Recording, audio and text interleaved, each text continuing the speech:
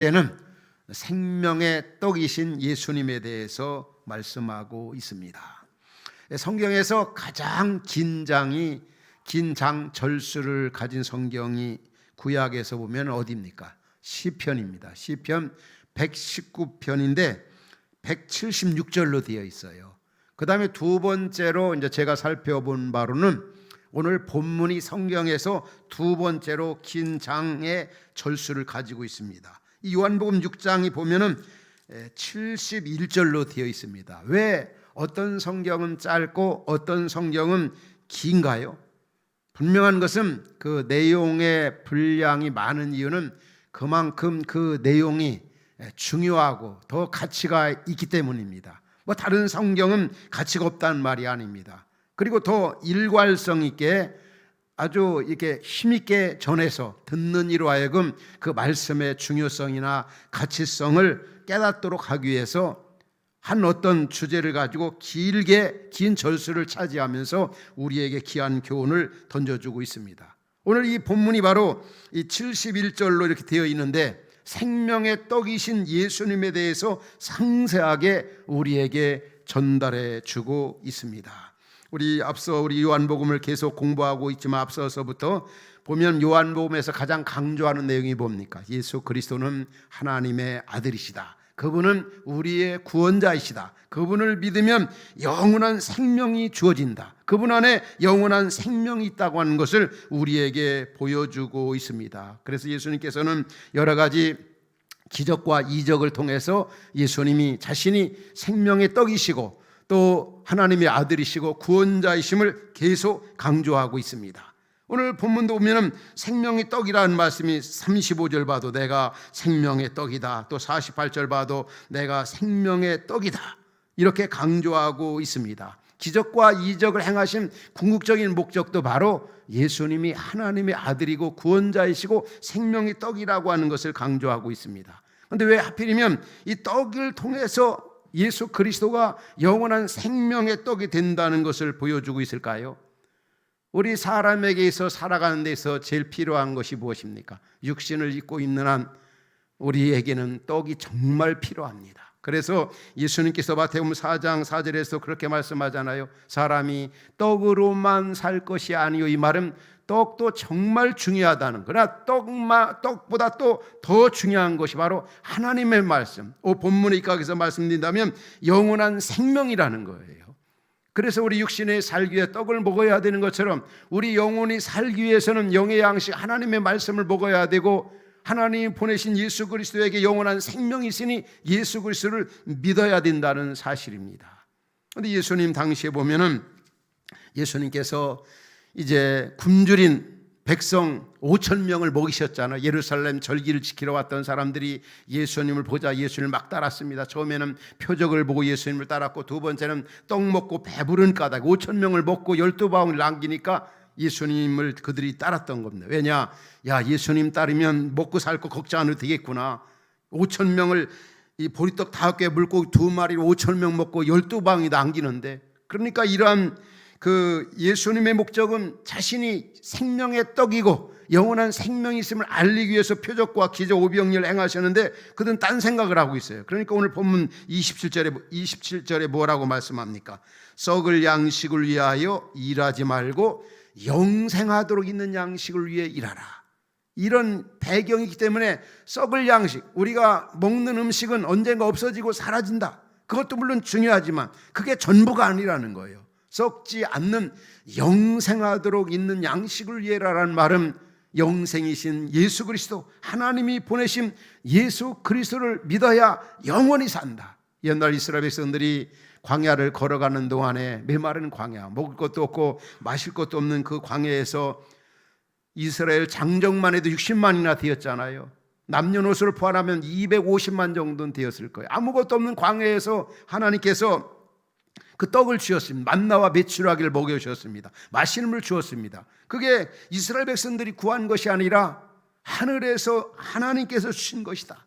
그러나 그 떡은 먹은 사람은 다 때가 되니까 세상을 떠났지만 하나님이 주시는 영원한 생명을 얻는 이 생명의 떡을 먹는 자는 죽은 다음 육신에 죽어서 한 줌의 흙으로 돌아가고 재로 돌아가지만 다시 부활하여 영원히 산다는 것을 우리에게 보여주고 있는 겁니다.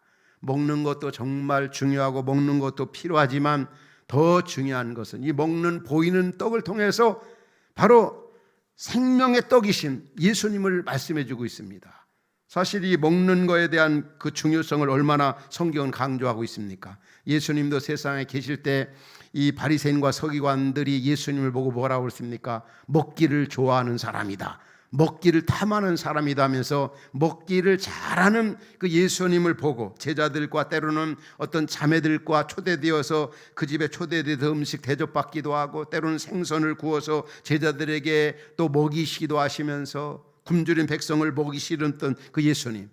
근데 이 바리새인과 서기관들은 식사하는 것을 정죄했습니다. 먹기를 좋아한다. 근데 예수님은 먹는 걸 굉장히 중요하게 생각했습니다.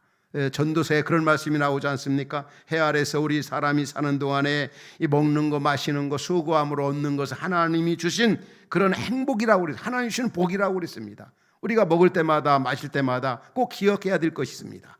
바로 이게 하나님이 주신 나그네 인생 여정 살아가는 동안에 즐겁게 기쁘게 가족들과 아내와 남편과 자녀들 주변 사람들과 행복하게 살라고 먹고 마시는 것, 또 수고함으로 얻게 하셨다는 것. 예수님도 먹는 것을 굉장히 중요하게 생각했다는 것. 우리가 이 가정교회 속으로에서도 먹는 일을 중요하게 생각한 이유가 바로 여기 있는 겁니다. 우리가 지내면서 알지만 한번 이렇게 식사를 하고 같이 하다 보면 굉장히 친하게 되어지고 또 관계가 증대되어지고 서로를 더 깊이 알 수 있지 않습니까? 그런데 예수님이 이렇게 먹는 걸 중요하게 생각하셨지만 궁극적인 그 교훈은 뭐냐?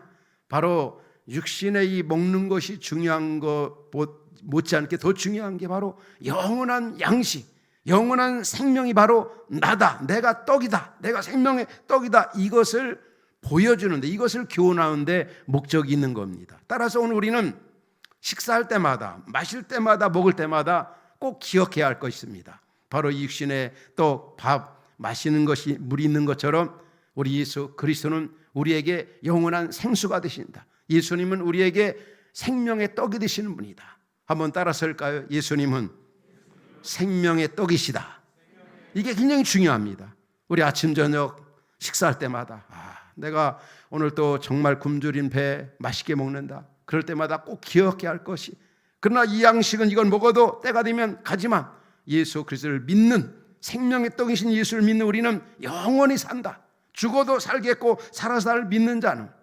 사실 예수님께서 먹는 걸 통해서 우리에게 영적인 교훈을 얼마나 많이 하셨습니까? 성찬식을 제정하셨습니다. 십자가를 앞에 두시고 그러면서 제자들에게 뭐라고 그랬습니까? 떡과 포도를 들면서 너희가 먹고 마실 때마다 나를 기념하라. 내가 너희를 위하여 십자가에 고난받고 죽고 부활한 거 너희가 먹고 마실 때마다. 오늘 우리 이 말씀, 내가 생명의 떡이라고 하신 예수님의 말씀을 들어가면서 우리는 늘 이 생명, 영원한 생명, 생수가 되신 예수님 믿는 일이 얼마나 중요한가를 잊지 말아야 합니다. 바로 오늘 본문에서 그런 부분을 굉장히 강조하고 있어요. 먼저 예수님께서 이 영원한 생명 믿는 자, 그래서 이 믿음과 생명, 예수님이 이 땅에 오신 목적이 뭐라고 그랬습니까? 바로 나를 믿는 자, 바로 이 마지막 날에 내가 다시 살리는 것. 오늘 본문 가운데 보면은 다시 살리겠다는 말씀이 39절에도 마지막 날에 내가 다시 39절을 보십시오. 뭐라고 나오고 있습니까? 내가 마지막 날에 믿는 자는 다시 살리리라. 또 40절 봐도 내가 마지막 날에 다시 살리리라. 계속 그런 부분을 강조하고 있습니다. 내가 마지막 날 다시 살리리라. 거짓말 못하시는 그 예수님께서 나를 믿는 자는, 따라서 이 믿는 것과 영원히 사는 것, 영생과는 아주 유기적 밀접한 관계가 있는 겁니다. 계속 본문을 살펴보면 내 아버지의 뜻은 아들을 보고 믿는 자마다 영생을 얻는 것이니라. 39절에 40절에 그렇게 나오죠. 여러분, 하나님 아버지의 뜻이 뭐라고요? 믿는 자마다 영생을 얻는 것. 하나님의 그 소원이 있습니다. 이 땅에 있는 모든 사람이 다 믿어, 예수님을 믿어서 영원한 생명을 소유하는 것, 아무도 멸망하지 아니하고, 또 예수님이 39절에 오면 이 땅에 오신 이유가 뭐라 39절 38절 39절에 보면은 내가 하늘에서 내려온 것은 내 뜻을 행하려 함이 아니라 나를 보내신 이의 뜻을 행하려 함이라. 근데 하나님의 뜻이 뭐냐? 내게 주신 자 하나도 잃어버리지 아니하고 마지막 날에 다시 살리는 것이라. 저는 이런 말씀들을 이렇게 읽고 묵상할 때 얼마나 우리에게 또 나에게 감동이 되고 은혜가 되는지 모르겠어요. 자, 한번 여러분들에게 다시 질문을 던지겠어요. 하나님의 뜻은 뭐라고요? 누구든지 예수 믿어서 영생을 얻는 것.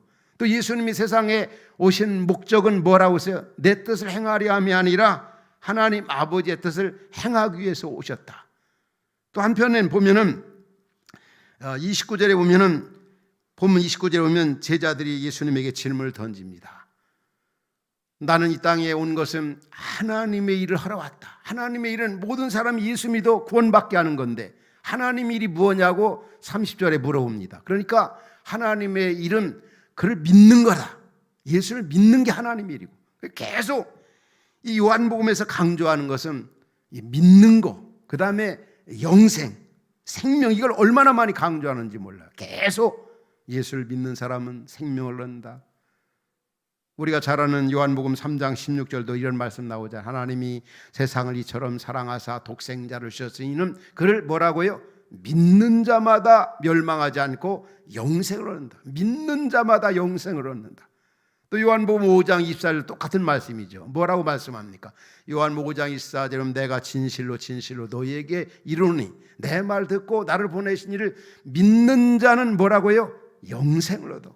믿는 것과 영생, 믿는 것과 영원히 사는 것, 믿을 때 영원한 생명을 얻는다. 믿으라는 거죠. 믿으라는 거. 얼마나 강조. 죽지 않고 영원히 살려면 믿으라는 거지요.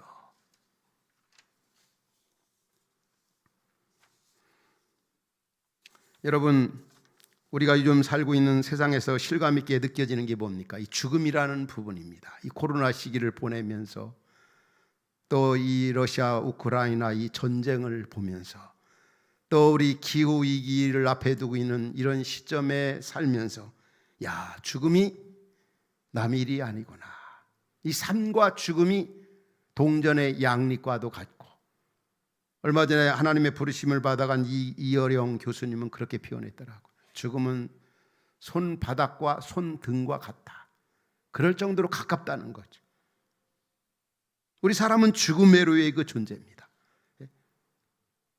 하루에도 수천 수백만 명이 이렇게 죽어갑니다.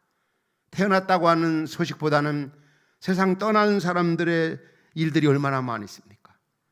한 주간만 우리 교회와 관련된 식구들도 어느 분은 부모님이 아버지가 세상을 떠나셨고, 또 어머니가 세상을 떠나셨고, 또 어느 분은 형님이 세상을 떠나셨고, 살았다, 태어났다는 소식보다는 이 코로나로 인해서 하루에 요즘은 심지어 300명, 400명 가까이 세상을 떠나고 있어서 세상 떠나는 사람들이 화장할 그런 어떤 시간이나 장소가 없어가지고 난리지 않습니까? 우리가 이 땅에 어떤 매 오면은 살려고 온 것이 아니라 죽으러 온 것처럼 느낄 때가 많이 있습니다. 이 죽는 것은 꼭 나이 들어 죽는 것만 아니잖아요. 젊어서 세상을 떠나는 사람도 있고, 전쟁으로, 때로는 질병으로, 때로는 이제 먹지 못해, 때로는 자연재해로, 때로는 불의의 사고로 이 세상을 막 떠납니다. 분명한 것은 그날이 언제인지 모르지만은 분명한 것은 다 이 세상을 떠나게 된다는 거. 언제, 어디서, 어떻게 최후를 맞이하는지 우리는 아무도 모릅니다. 그런데 우리 주님께서 오늘 본문에서 뭐라고 말씀합니까? 내가 생명의 떡이다. 나를 믿는 자, 내가 마지막 날에 다시 살리라. 마지막 날에 다시 살리라. 마지막 날에 다시 살리라. 우리 한 줌의 죄로 돌아가지만 마지막 주님 오시는 그날에 창조주 하나님 초자연적인 능력으로 우리를 부활해서 영원히 살게 하시겠다는 것, 믿는 자에게 이런 약속을 하고 있습니다. 우리 자주 그런 얘기를 듣고 알고 있지 않습니까? 이 죽음, 사망이라는 게 얼마나 우리 인류에게서, 우리에게서 최대의 원수 적입니까? 이 사망, 죽음의 로의 존재, 이 죽는다고 하는 것. 지난 주간 방금 말씀대로 이 89세 나이로 이어령 영성이 지성인이다, 영성이다, 영성인이다. 그리고 그분에게 붙여진 이름이 참 많은 것 같아요. 문학 평론가다, 또 보면 소설가다, 작가다. 참 이분이 이제 이어령 교수, 그분이 이 딸이 전해준 복음을 듣고 세례받고 예수를 믿었습니다. 그런데 그분이 이제 후반전 인생에서 예수를 만났지만 얼마나 복음 전하는 일에 그분이 가지고 있는 은사나 역량이나 시간들을 얼마나 복음 전하는 일에 힘을 썼는지 모릅니다. 암 이제 2번씩이나 이제 이렇게 투병해서 많이 고생을 하셨는데, 그러나 그런 중에도 얼마나 이 주님과 동행하며 의미 있게 이렇게 살으셨는지. 근데 그분은 그렇게 그분이 쓴 인터넷 글이라든지 신문이라든지 어떤 기타 그분이 쓴 그 내용들을 보면요, 이 죽음이라는 것을 그렇게 표현했더라고요. 이 죽음은, 다른 사람의 죽음은 마치 철장 안에 갇혀진 호랑이와 같다. 그러나 막상 자신이 임종을 앞에 두니까 이 죽음은 철장 밖에 있는 호랑이와 같다는 거죠. 참 원수 같고 어떻게 보면 두려운 것 같다. 그러나 살기 위해서는 죽어야 된다. 하늘의 밀알이 땅에 떨어질 때 죽으면 거기서 많은 열매를 맺는 것처럼 바로 생명은 과일 안에 든 씨앗과 같다. 이런 말들을, 참 귀한 그 어록 같은 그런 말들을 그가 남겼습니다. 그리고 그는 마지막에 그런 표현을 했어요. 나는 정말 병원에서 마지막을 보내지 아니하고 서재실에서 자면서 하나님 앞에 가고 싶다고. 그가 이렇게 소원한 바대로 그는 서재실에서 자면서 최후를 맞이하고 하나님 품에 안겼습니다. 여하튼 사람은 다 때가 되면 죽습니다. 그러나 이 죽음이라고 하는 거, 그리스도 예수를 믿음으로 영원히 산다는 거, 예수님이 그것을 약속하고 있는, 믿는 자에게. 우리가 안 받을 이 죽음이 어디서 왔습니까? 죄로 말미암아 왔지 않습니까? 이 죄가 사망을 가져왔습니다. 로마서 5장 12절에서 말씀하고 있는 대로 한 사람의 범죄로 말미암아 이상의 사망이 오게 되었습니다. 이 죄라고 하는 게 얼마나 파괴력 있고 영향력이 있고 아주 감염률이 높은지. 어떤 면에 보면 죄는 요즘에 이 코로나와 너무 아주 흡사합니다.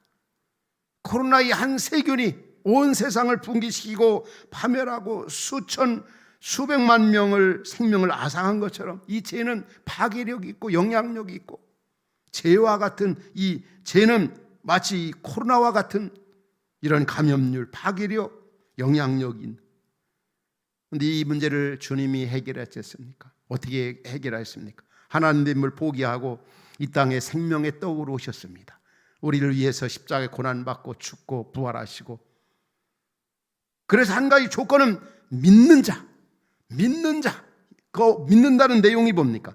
예수 그리스도께서 이 죄 문제, 나에게 영원한 생명을 주기 위해서 하나님됨을 포기하고 이 땅에 오셨고 십자가에 고난받고 죽으시고 부활하셨다. 이 객관적인 사건을 주관적으로 내 것으로 받아들일 때 영원한 생명이 주어진다. 이 사실을 믿을 때. 그래서 요한복음 10장 28절에 그런 말씀 나오잖아요. 내가 저희에게 영생을 주노니 영원히 멸망치 아니할 터이요 저희를 내 손에서 빼앗아갈 자가 없느니라고. 빼앗아갈 자가 없다. 누구도 그리스도 예수 안에 주어진 영원한 생명을 빼앗아갈 자가 없다는 거죠. 말씀을 듣는 성도 여러분, 영원한 생명은 어떻게 얻습니까? 바로 생명의 떡이신 예수 그리스도를 믿는 겁니다. 여러분 정말 생명의 떡이신 예수 그리스도를 믿습니까? 그분이 나를 위해서, 나를 구원하신 분, 그분이 바로 하나님이시고 그분 안에 영원한 생명이 있다. 그분의 고난과 죽음과 부활을 통해서 믿는 나에게 영원한 생명이 있다는 사실을 그대로 액면 그대로 받아들일 때 우리에게 영원한 생명이 선물로 주어진다는 것입니다.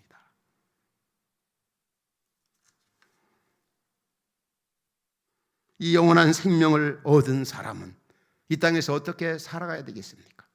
예수님이 표정만 보고 떡만 보고 배부른 까닭에 예수님을 따르는 그 사람들 향해서 오늘 본문은 뭐라고 말씀했습니까? 너희가 썩을 양식, 없어질 먹는 것이 인생의 전부인 양 그것만을 위해 살지 말라. 이 땅에 보면은 썩을 양식 먹는 것만을 위해 살아가는 사람들이 많이 있습니다. 그렇게 살지 말라는 거예요. 영원한 생명을 소유한 우리들은 영원한 생명을 소유한 자답게 살라고 주님은 말씀합니다. 그게 뭘까요? 성경에 보면 에녹이라고 하는 사람이 나옵니다. 창세기 5장에 보면은 에녹은 300년 동안 하나님과 동행했어요. 그다 하나님을 기쁘시게 하는 자라 여김을 받았다. 65세 무드셀라를 낳은다. 한마디로 자식을 낳아 길러가면서 하나님을 기쁘시게 드리고 하나님을 영화롭게 하고 하나님의 뜻을 펼쳐 하나님과 동행했다는 거예요. 그래서 시브리 기자는 시브리서 11장에서 에녹이 옮기우기 전에 하나님을 기쁘시게 하는 자 여김을 받았다고. 죽음을 보지 않고 옮기우기 전에 하나님과 동행했던 그가 옮기우지 이 땅에서 힘 있을 때 기회 있을 때 하나님을 기쁘시게 했다. 그러므로 죽음을 보지 아니하고 하나님 품에 안겼다는 거예요. 바로 에녹과 같이 우리 일상적인 하나님이 주어진 일 충성할 때 그런 일을 통해서 하나님을 기쁘시게 해드리고 하나님을 영화롭게 해드리고 하나님의 뜻을 이루고 이게 바로 영원한 양식을 위해 살아가는 거예요. 영원한 걸 위해 살아가는 거예요. 우리 생애 정말 짧지 않습니까? 얼마나 연약하고 얼마나 짧은 인생입니까? 그런데 우리가 영원한 것을 위해 살고 싶다고 한다면 그리스도 예수를 믿음으로 영원한 생명을 소유한 자로 영원한 걸 위해 살고 싶다고 한다면 첫 번째는 그를 믿는 것이고 그 다음에는 그분을 위해서 그 나라를 위해서 그분을 기쁘시게 하며 살아가는 겁니다. 에녹과 같이 뭐 꼭 선교사가 되고 목사가 되고 뭐가 돼야 꼭 그것이 뭐 하나님을 기쁘시게 하는 거고 또 영원한 것을 위해 사는 것이다 그렇게만 생각하면 안 되죠. 평범한 생활을 통해서 자녀를 낳아 길러가면서 옮기우기 전에 영원한 것을 위해 사신 분 한 번 제가 신문에서 지난 주간에 읽었습니다. 그분이 어느 교회 장로님 부부셨어요.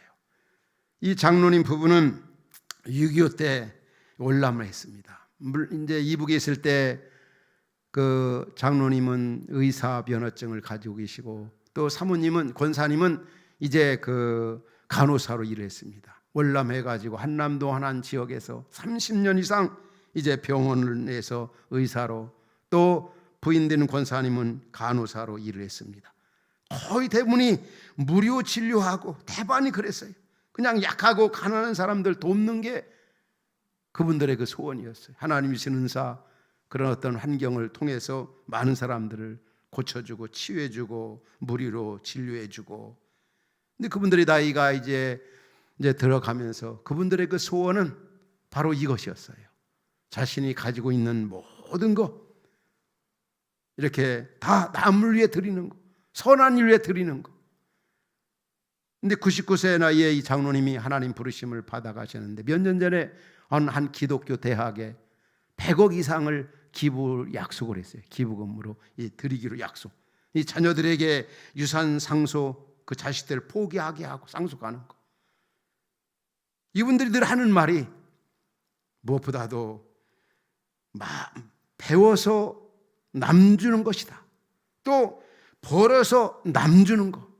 이게 그분들의 가장 큰 소원이었어요. 예수를 믿고 배워서 흔히 보면 남 주나 그런 얘기하잖아요. 배워서 남 주려고. 열심히 우리가 공부하고 열심히 배운 이유가 뭐냐? 배워서 남 주려고. 또 우리가 열심히 버는 이유가 뭔가? 하나님의 영광과 나라와 이웃을 위해 사용하기 위해서. 이번에 슬로건이 항상 배워서 남 주는 거, 벌어서 남 주는 거. 이게 바로 영원히 사는 것이죠. 우리 왔다가 갑니다. 다 내려놓고 갑니다. 그렇지만 하나님이 주신 은사나 역량이나 때로는 물질이나 열심히 벌고 열심히 모아서 남을 위해 이웃을 위해 하나님 나라 증들을 위해 사용하는 것. 그분의 마지막 유언은 자녀들에게 그런 유언을 남겼어요. 누가 뭐라 해도 예수 잘 믿어야 돼. 예수 잘 믿어야 돼. 그의 임종을 지켜보고 집례를 맡았던 그 교회 담임 목사님은 그 장로님의 그 죽음을 보면서 그렇게 표현했습니다. 이 장로님은 얼마나 많이 소유한 것이 아니라 얼마나 많이 나누어 줬는가의 삶을 사신 분이다. 얼마나 많이 소유한 삶을 사신 분이 아니라 얼마나 소유한 것을 얼마나 많이 나누어 주는 삶을 사신 분이다. 이게 바로 영원한 것을 위해 사는 분들의 삶의 모습이고, 이것만이, 이런 것들이 영원히 남는 것이라는 거죠. 우리 예수님이 생명의 떡이신 예수를 믿어 영원한 생명을 소유한 우리들에게 오늘 또 말씀하십니다. 너희가 영원한 생명을 얻기를 원하느냐? 내 안에 영원한 생명이, 나를 믿어라. 믿어 구원받은 영원한 생명을 소유한 자는 어떻게 살아야 되냐? 썩을 양식을 위해 일하지 말고 썩지 아니할 양식을 위해 일하라. 그분을 위해, 그 나라를 위해, 그 영광을 위해 살아가는 것, 남을 위해 살아가는 것입니다. 모든 것이 다 내려놓고 없어지고 사라지지만 잠시 왔다 가는 세상에서, 이 땅에서 저 땅으로 옮겨지기 전에 우리는 영원한 것을 위해 살아갈 때 그것이 영원히 남고, 우리가 주님 앞에 섰을 때 영광과 존귀가 주어진다는 사실을 잊지 말아야 합니다. 바로 영원한 걸 위해 살아가는 그 나라, 그 영광, 그분을 위해 살아가는 것. 그래서 성경은 우리에게 뭐라고 말씀합니까? 로마서 14장에 보면 너희는 살아도 주를 위해 살고 죽어도 주를 위해 죽나니 그러므로 사나 죽으나 우리가 주의 것이로다. 그 나라, 그 영광, 그분을 위해 살아가는 것, 이웃을 위해 살아가는 것. 오늘 말씀을 듣는 여러분에게 이러한 은혜가 있기를, 주님께서 우리에게 영원한 생명을 주신 것, 정말 첫 번째는 감사하고, 또 이분을 위해 살고 남을 위해 살아가는 것, 더 나아가 가장 중요한 이 뭡니까? 아직도 육신의 떡이 전부인 양 살아가는 우리 주변에 사람들이 많이 있습니다. 보이는 육신의 떡, 예수님 당시에도 보이는 떡만 보고 생각하는 사람, 그것이 전부가 아니라 영원한 생명의 떡이신 예수를 모르는 사람들, 이런 사람들이 우리의 가족들입니까? 남편입니까? 아내입니까? 자녀입니까? 이분들에게 전하는 일입니다. 감사하는 일, 그분을 위해 살아가는 일, 그분을 전하는 일, 이런 사명을 잘 감당하는 것. 영원한 생명을 소유하기를 원하십니까? 그분이 하나님이 보내신 그리스도 예수, 생명의 떡이신 예수 그리스도를 믿으십시오. 그분을 영접하십시오. 영원한 생명, 그분을 믿어 영원한 생명을 소유한 우리를 그분을 위해 살아가는 것입니다. 그분을 전하는 것입니다. 이라는 애가 말씀 듣는 여러분 모두에게 있기를 주의 이름으로 축원합니다.